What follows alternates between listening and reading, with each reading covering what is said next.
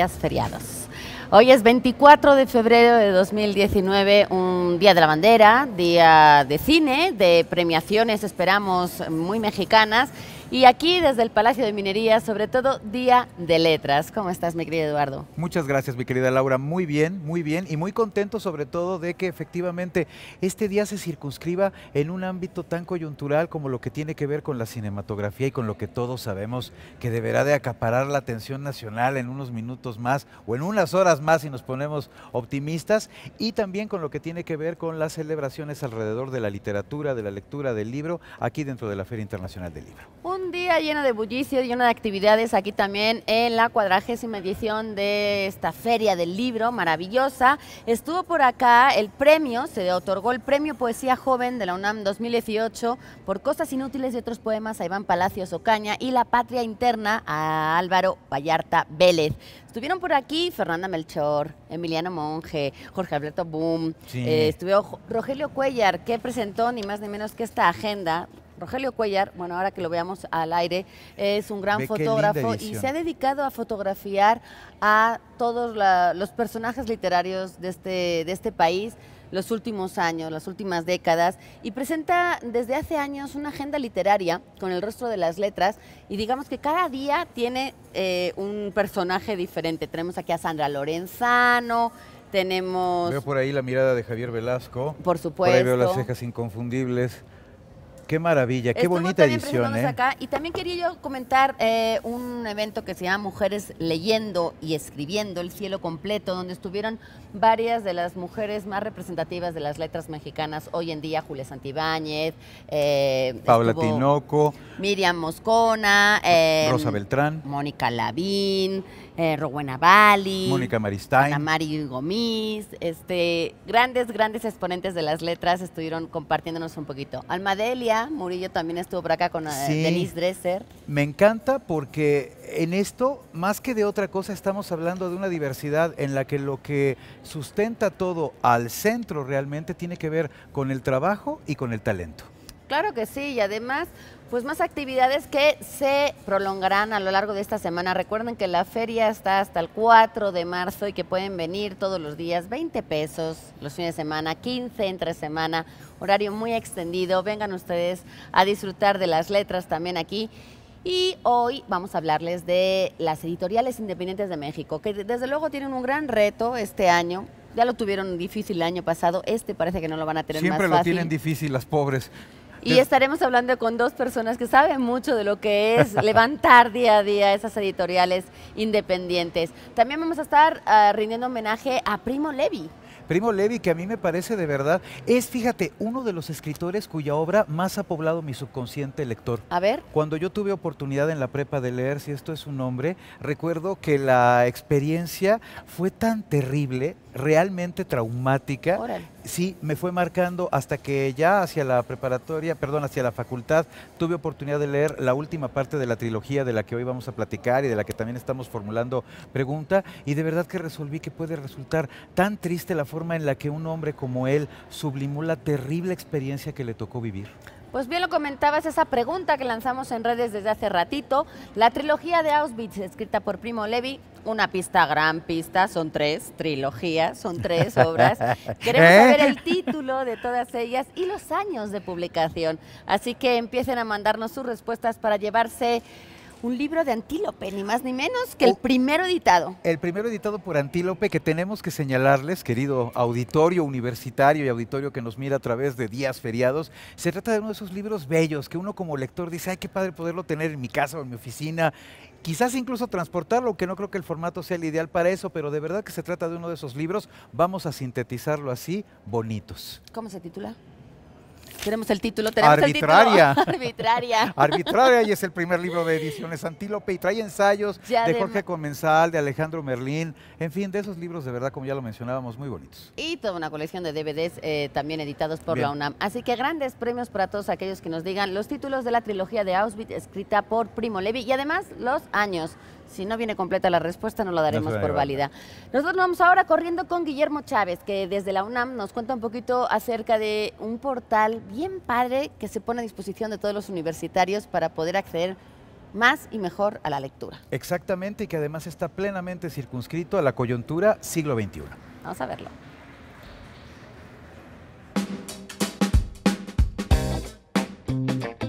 Es un portal que estamos desarrollando en la Dirección General de Publicaciones y Fomento Editorial con la intención de crear un sitio web en el cual la comunidad universitaria y público en general pueda tener acceso y recuperar los contenidos de todos los libros que esta universidad ha publicado de forma libre y gratuita a través de Internet durante los últimos 20 años, que ya es cuando se desarrollan las publicaciones electrónicas.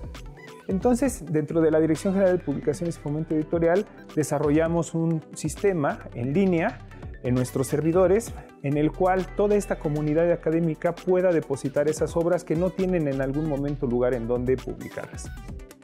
¿Cómo llevamos a cabo ello? Nos acercamos con cada uno de los académicos, mucho nos acercamos a través de la Dirección General de Personal Académico, que a partir de los proyectos PAPIT, PAPIME e Infocap, ahí se generan mucho material académico, muchos libros, que no tienen un espacio en alguno de los servidores o sitios web o portales de cada una de las dependencias universitarias. Entonces nosotros les ofrecemos este espacio dentro de nuestros servidores y del portal Libros UNAM Open Access para que ahí los académicos puedan depositar. Esa es una parte de los libros que van a poder encontrar en Libros UNAM Open Access. La otra parte de los libros es todos aquellos libros que ya se encuentran depositados en algún sitio bajo el dominio .unam.mx. Esta interacción e interrelación entre todas las obras universitarias que se han publicado y que las vamos a relacionar para que tengan ese vínculo entre ellas por autor o por temática es una de las ventajas que se va a ofrecer a través de este portal. Siempre he pensado que toda aventura o proyecto que involucre arte y cultura implica un tipo de enamoramiento y una vocación por el riesgo que merece de verdad todo el respeto. El día de hoy vamos a platicar acerca de editoriales independientes y me da mucho gusto recibir aquí en días feriados a Astrid López, quien es cofundadora de Editorial Antílope, la editorial de la que ya estábamos platicando hace un momentito, mi querida Laura. Muchas gracias, me da mucho gusto estar aquí, platicar de nuestras desgracias en estos 15 minutos. Y también en un diván pueden sentirse justamente a salvo para decirte lo que quieran. Muy magnífico. Y también está con nosotros Josefina Larragoiti, directora editorial de Resistencia, otra de esas editoriales. Vamos a estar nombrando varias de las que hay, pero a mí me gustaría empezar con una pregunta. Cuando dicen editoriales independientes, ¿de qué son independientes? Bien. ¿Por qué se han independizado? ¿O por qué como esa etiqueta independientes? ¿Qué alude? ¿Qué significa? Creo que hay varios niveles para responder esa pregunta, pero creo que el nivel más básico es el hecho de que nosotros elegimos qué queremos publicar y además no estamos supeditados a un rasgo de mercado o de específicamente qué libros tenemos que publicar, sino nosotros vamos armando nuestro propio catálogo y creo que eso es fundamental. Y en ese sentido, mi querida Josefina, ¿cuál es el riesgo mayor al que se arroja, porque así me gusta señalarlo, es como arrojarse en ese amor por el proyecto editorial que vaya que en este país puede costar tanto trabajo construir, al que se justamente lanza una editorial independiente? Sí, bueno, una editorial independiente tendría que tener un proyecto muy claro para saber qué es lo que va a querer publicar o lo que no va a querer publicar, un poco lo que dice ella. Y sí es independiente porque no tiene la fuerza comercial que puede tener una gran editorial que, bueno, que sí apoya mucho más como con la mercadotecnia a sus autores. Una editorial independiente pequeña no puede gastar el dinero que podría gastar una gran editorial, claro. Aunque su autor sea igual de importante, y tiene que decidir entre editar más libros, por ejemplo, o invertir algo en la publicidad. Evidentemente la editorial independiente no invierte en la publicidad, está en las manos de ustedes, de estos espacios que nos puedan abrir porque descubren el espacio, pero sí arriesgamos con proyectos que consideramos que son valiosos y si el medio responde como ustedes, quiere decir que el proyecto está avanzando y es visible, sin este aparato de mercadotecnia que nos gustaría tener, pero bueno, no es posible caminar. Independiente también porque no dependes de los apoyos gubernamentales, por ejemplo. Hay muchos apoyos de coedición en los que hemos participado nosotros que sí te ayudan a por lo menos tener el costo de impresión de los libros, que eso ayuda muchísimo. Entonces puedes no invertir en mercadotecnia tampoco, pero sí puedes imprimir más libros, ¿no? O llevar al autor a más ferias. Independiente también, en el caso de Resistencia, de la Cámara de la Industria Editorial, que también hay apoyos que los lleva a las ferias, pero yo entiendo que no hablan de los libros porque no los conocen, no es un proyecto tan conocido, entonces se requiere que estemos nosotros para hablar de nuestros propios proyectos, de nuestros propios autores, y en este caso, hasta el día de hoy, yo no he entendido un respaldo mayor que me pueda dar la Cámara. Entonces, yo sí soy independiente hasta de la Cámara de la Industria Editorial. Poca cosa. Sí. Oye, ya hablábamos un poco de independiente en cuanto a la dinámica, la logística del día a día, pero yo tengo la sensación de que las editoriales independientes también están hechas para lograr esos contenidos que a veces las editoriales más grandes, más comerciales, no se atreven a sacar. En este aspecto siento que las editoriales de las que estamos hablando casi son una necesidad para que el catálogo completo sea más diverso, más plural y haya más de todo, aunque sea menos conocido, menos distribuido. Ahora hablaremos de los problemas, pero Astrid, ¿cómo eligen desde una editorial los contenidos para que realmente sean diferentes o aporten eso que igual las grandes editoriales o no se atreven o no pueden o por las razones que sean no sacan? Sí, claro, eso que dices es súper importante porque precisamente en Ediciones Antílope nos preocupa mucho darle espacio a voces que normalmente no se escuchan y que normalmente no hay espacios para ellas. Entonces buscamos desde autores que publican su primera novela o que publican, por ejemplo, un libro de ensayos por primera vez.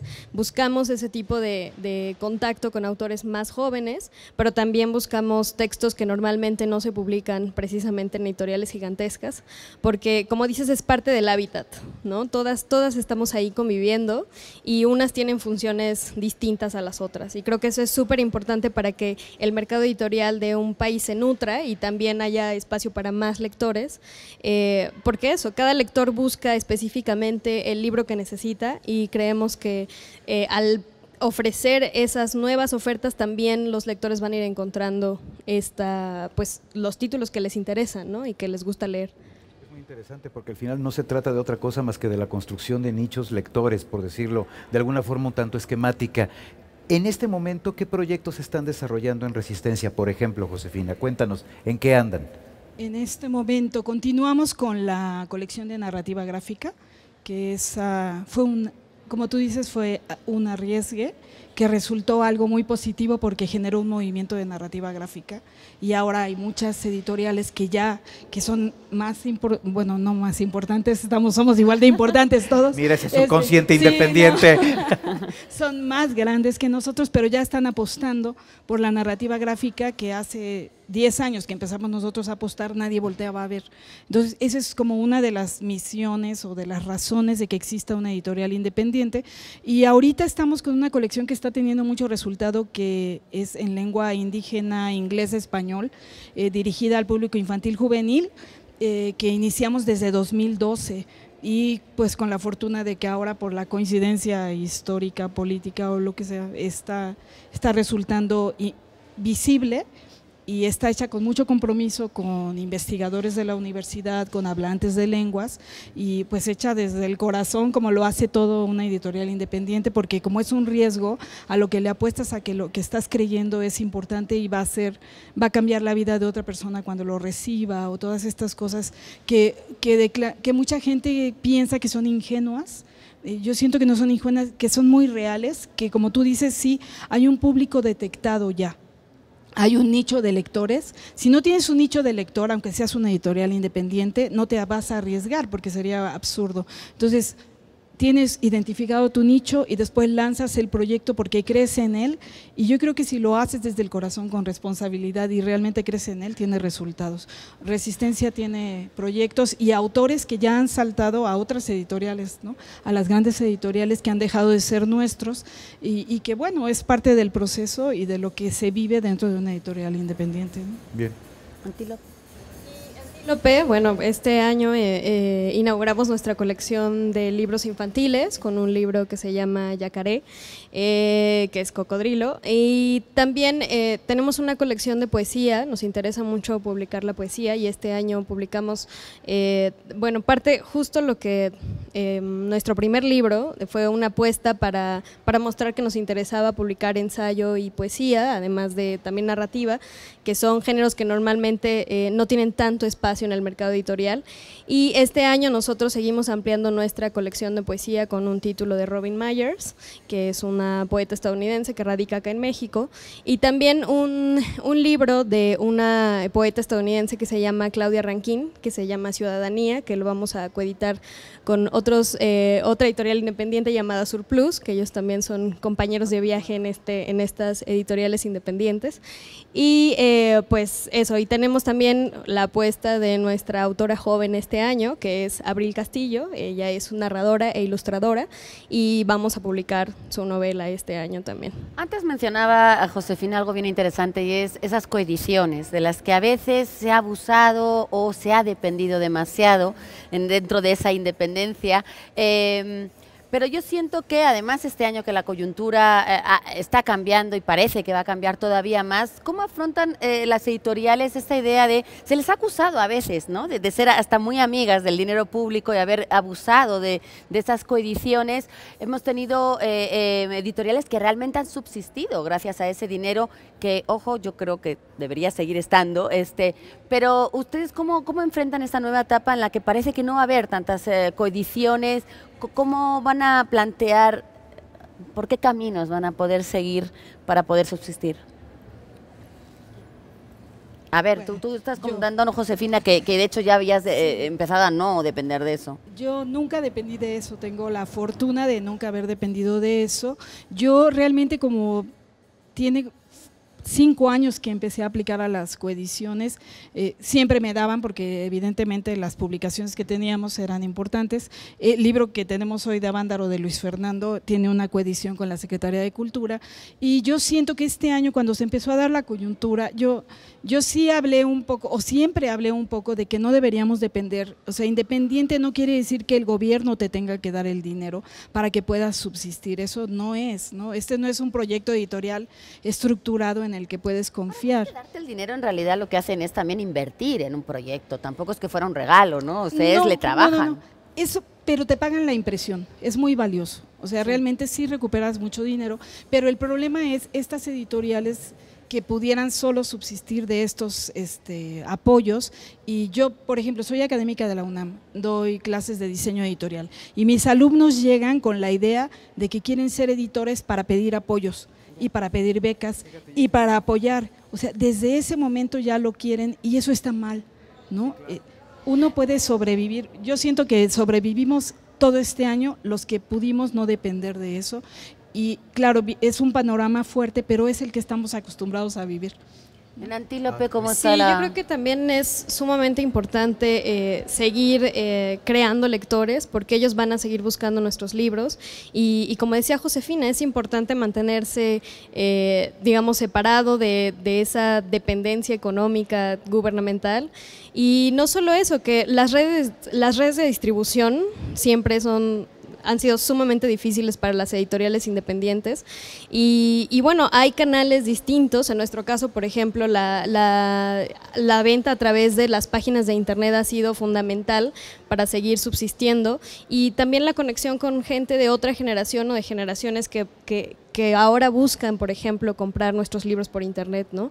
O ir a las presentaciones. Es decir, tenemos una comunidad que es muy cercana, digamos, entre ella, y eso ayuda a que también, por lo menos, Ediciones Antílope siga manteniéndose, tanto a partir de apoyos como a partir de lo que vamos vendiendo poco a poco, ventas hormigas y demás. Naturalmente. Exacto. ¿Qué es más difícil desde la independencia? Y lo pienso desde esta parte un tanto obsesiva, ¿la distribución o la curaduría de los autores? ¿Qué es lo más complicado? Distribución, me parece. No sé qué diga Josefina, pero ese es el... Es decir, como que... está bien divertida. Claro, es sumamente divertida y siempre nos dan ganas de tener más títulos y más autores y quisiéramos más dinero para publicar más cosas, pero es más difícil hacerlo, ¿no? Y distribuirlos es una tarea titánica y pues eso, ¿no? Yo creo que... No sé qué diga Josefina, pero para mí es más divertido y más estimulante, obviamente, escoger a los autores. Son dos cosas diferentes para mí.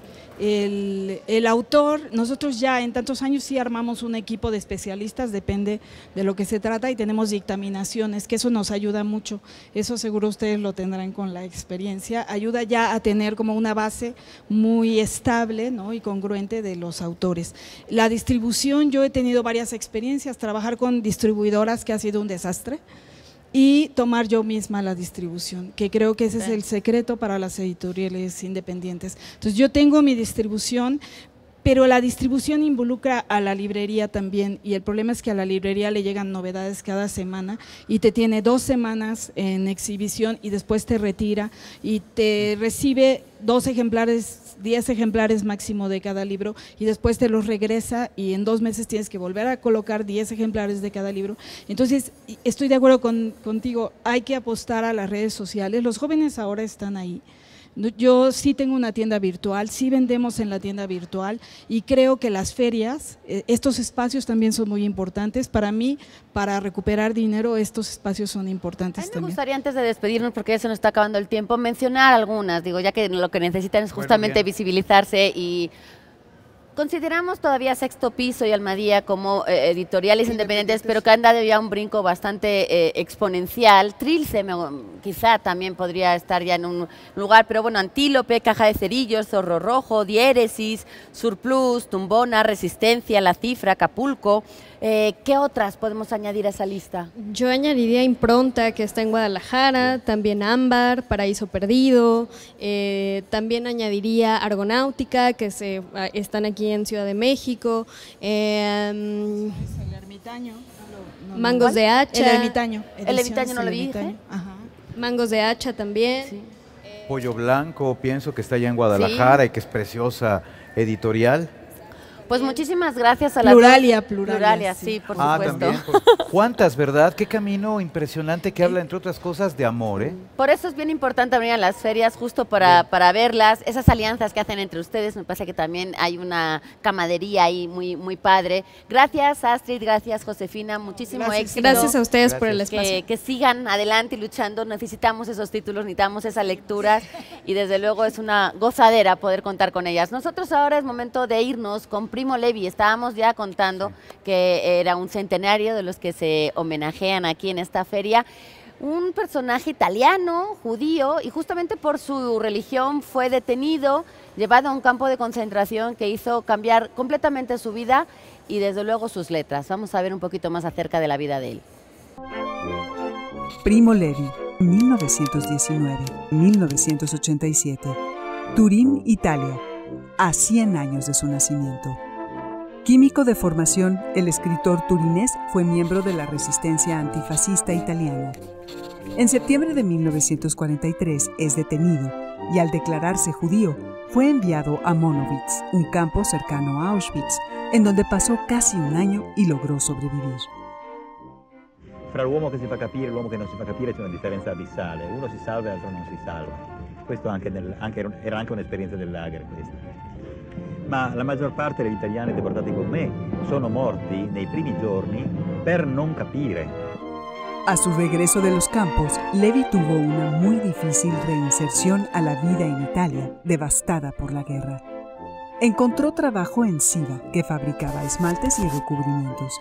Al mismo tiempo comenzó a escribir, Si esto es un hombre, en donde relata su aterradora experiencia en el campo de exterminio, y que se convirtió en una obra fundamental del siglo XX. La trilogía de Auschwitz se completaría años después con La Tregua, sobre su viaje de regreso a Italia, y Los hundidos y los salvados, en el que reflexiona y hace análisis del Holocausto. Su testimonio logró un impacto gigantesco, que también sirvió para los procesos penales contra criminales de guerra. En 1977, dejó su puesto como gestor de Siva para dedicarse a escribir de tiempo completo. El apoyo de los escritores Saul Bellow y Philip Roth fue importante para difundir sus libros en inglés. Primo Levi murió, aparentemente por suicidio, el 11 de abril de 1987.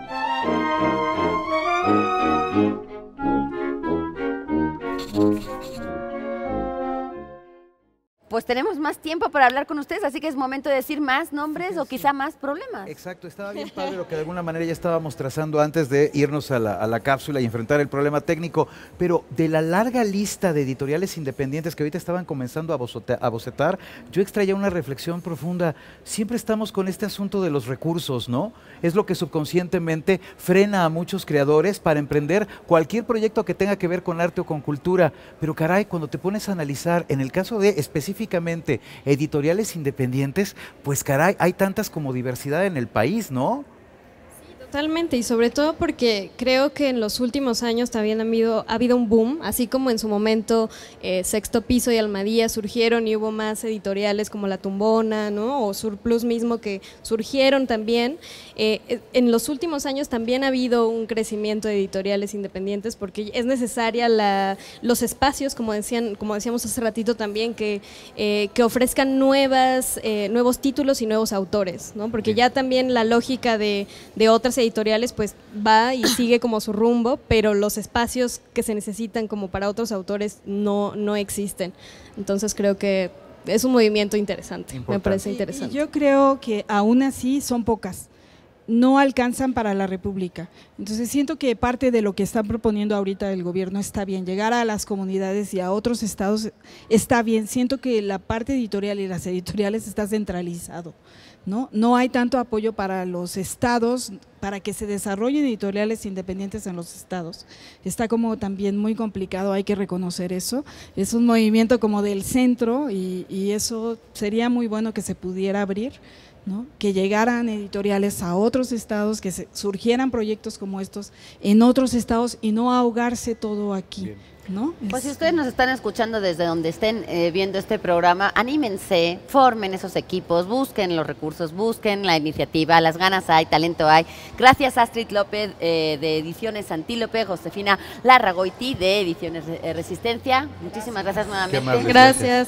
Y ahora sí es momento de irnos, pero vamos a dar las respuestas. Exactamente, aquí tenemos las respuestas. Estábamos hablando, y a lo largo de todo este capítulo gravitó la figura de Primo Levi. ¿Cuáles obras comprenden la trilogía de Auschwitz de este autor y en qué año fueron publicadas? Bueno, pues aquí tenemos las respuestas. Si esto es un nombre, la que ya mencionábamos al principio del programa del día de hoy, publicada en 1947, La Tregua de 1963 y la terrible y ominosa que cierra finalmente esta trilogía tremenda, Los Hundidos y Los Salvados de 1986. Pues la persona que se llevará ese libro de Arbitraria que tenemos aquí, que nos hemos enseñado, que está hermosísimo, Joali Zaret @Joara Zaret en Twitter, es la ganadora de este libro maravilloso de Antílope. Muchísimas gracias. Ya la producción se pondrá en contacto contigo, Joali. Y pues muchísimas gracias, se nos fue el tiempo y mañana es momento de hablar de la juventud, de esas joven plumitas. Exactamente, mañana vamos a tener oportunidad grande de platicar precisamente de lo que tiene que ver con eso. Dice, sí, bueno, los jóvenes, pero ¿en qué tanto están sustentando los jóvenes la narrativa coyuntural del país? Entre otras cosas, bueno, pues en lo que tendrá que ver con las plumas de las que hablaremos mañana. Todos los días aquí en Días Feriados desde el Palacio de Minería. Hasta mañana. Gracias.